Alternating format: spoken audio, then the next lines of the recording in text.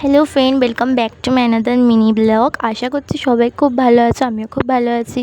তো কালকের হোলি আছে, তোমরা সকলেই জানো। সেই জন্যে মাসি আর আমি একটা হোলির ছোটোখাটো শপিং করতে বেরিয়ে গেছিলাম। শপিং মানে রঙ কিনতে। তো একটা ছোটো রঙের আবিরের দোকানে গিয়ে আমি আর মাসি অনেকগুলো রঙ কিনলাম। সব রঙই একটু একটু করে কিনেছি। তারপর আমার আর মাসি খিদে পেয়ে গেছিলো, তো আমরা একটা কেকের দোকানে ঢুকে গেছিলাম। কেকের দোকানে অনেক রকমের পেস্ট্রিজ পাওয়া যাচ্ছিলো, তো সেখান থেকে আমরা স্ট্রবেরি পেস্ট্রিজটা কিনে নিয়েছিলাম। ওটা খেতে খুব সুন্দর ছিল। তারপরে তারপরে একটু ঘুগনি কিনে নিলাম। ঘুগনিটাও খেতে খুব অসাধারণ ছিল। তারপরে একটা মাজা খেতে খেতে বাড়ি যাচ্ছিলাম। বাড়ি যেতে যেতে আমাদের শীতলা মায়ের মন্দির পড়ে, ওখানে আজ পূর্ণিমা পুজো ছিল, তো তার জন্য ভোগ বিতরণ করছিল, খিচুড়ি ভোগটা খেতে খুব সুন্দর ছিল।